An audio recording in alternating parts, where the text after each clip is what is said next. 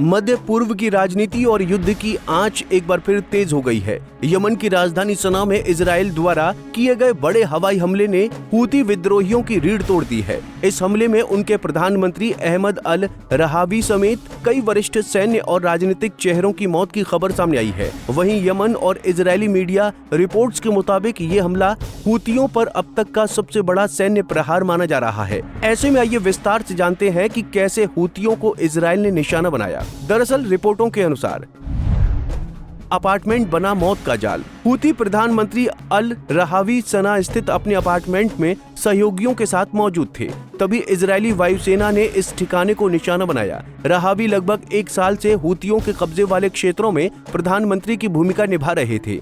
हालांकि उन्हें अंतर्राष्ट्रीय स्तर पर मान्यता नहीं मिली थी, लेकिन संगठन में उनकी अहमियत काफी थी। वहीं इजरायली चैनल 12 की खबर के मुताबिक इस मामले में हूती रक्षा मंत्री मोहम्मद नासिर अल अतीफी और चीफ ऑफ स्टाफ मोहम्मद अब्द अल करीम अल गमारी के भी मारे जाने की आशंका है। हालांकि इनकी मौत की आधिकारिक पुष्टि अब तक नहीं हुई है, लेकिन स्थानीय मीडिया लगातार यही दावा कर रही है कि इजराइल ने हूती नेतृत्व की कमर तोड़ दी है। वहीं अब ये भी जान लेते हैं कि आखिर ये हमला कब और कैसे हुआ। तो आपको बता दें कि हमले का वक्त बेहद ही अहम था। जानकारी के अनुसार हमला कब और क्यों हुआ। सभी नेता हूती प्रमुख अब्दुल मलिक अल हूती का राष्ट्रीय स्तर पर प्रसारित होने वाला भाषण सुनने के लिए एकत्रित हुए थे। इसी बैठक को इजराइल ने टारगेट किया। इजरायली खुफिया एजेंसी को पहले ही इस जमावड़ी की जानकारी मिल चुकी थी, जिसके बाद प्रधानमंत्री नेतन्याहू, रक्षा मंत्री इजराइल काट्स और आर्मी चीफ जनरल एयाल जमीर ने मिलकर एयर स्ट्राइक को मंजूरी दी।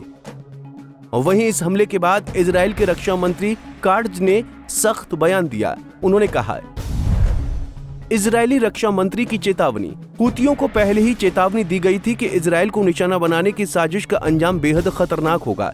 उन्होंने कहा, जो कोई भी इजराइल के खिलाफ हाथ उठाएगा उसका हाथ काट दिया जाएगा। ये बयान साफ करता है कि इजराइल अब हर मोर्चे पर आक्रामक रुख अपनाने के लिए तैयार है।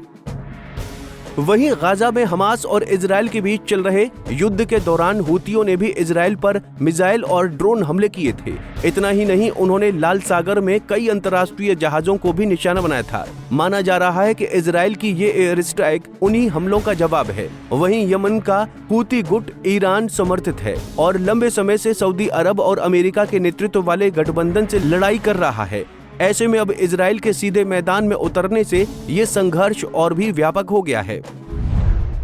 सना और लाल सागर बने जंग का मैदान। हूती विद्रोही फिलहाल यमन के उत्तर पश्चिमी हिस्से, राजधानी सना और लाल सागर तट पर नियंत्रण बनाए हुए हैं। यही इलाका उन्हें इजराइल और पश्चिमी देशों के लिए खतरा पैदा करने का आधार देता है। लाल सागर से गुजरने वाले शिपिंग रूट्स वैश्विक व्यापार के लिए बेहद अहम है। हूतियों ने बार बार जहाजों को टारगेट कर ये संदेश दिया कि वो अंतर्राष्ट्रीय स्तर पर भी दबाव बना सकते हैं। वहीं इजराइल और अमेरिका की ओर से पहले भी हूती ठिकानों पर कई बार हवाई हमले किए जा चुके हैं। मई 2025 में हुए लगातार हमलों के बाद सना एयरपोर्ट तक बंद हो गया था। इसके बावजूद हूती लड़ाकों की सक्रियता कम नहीं हुई। ऐसे में अब यहाँ सवाल ये उठता है कि क्या हूतियों का नेतृत्व अब खत्म हो गया है। तो आपको बता दें कि इजरायली मीडिया का दावा है कि क्या खत्म हो जाएगा हूतियों का नेटवर्क। प्रधानमंत्री अल रहावी और रक्षा मंत्री की मौत के बाद हूती संगठन का बड़ा हिस्सा बिखर सकता है, लेकिन विशेषज्ञों का मानना है कि हूती विद्रोहियों की जड़ें बहुत गहरी हैं। उनका ईरान से सीधा समर्थन मिलता है और वो स्थानीय जन समर्थन का भी लाभ उठाते हैं। इसीलिए ये कहना जल्दबाजी होगी कि केवल एक हमले से उनका नेटवर्क पूरी तरह खत्म हो जाएगा। बहरहाल इजराइल की एयर स्ट्राइक ने हूती विद्रोहियों को तगड़ा झटका दिया है।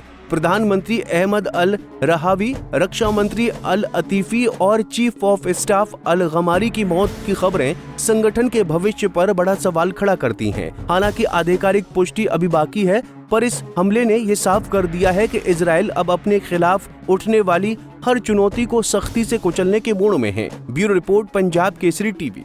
हमसे जुड़े रहने के लिए हमारे YouTube चैनल को सब्सक्राइब करें और नई वीडियो की नोटिफिकेशन के लिए बेल आइकॉन को दबाएं।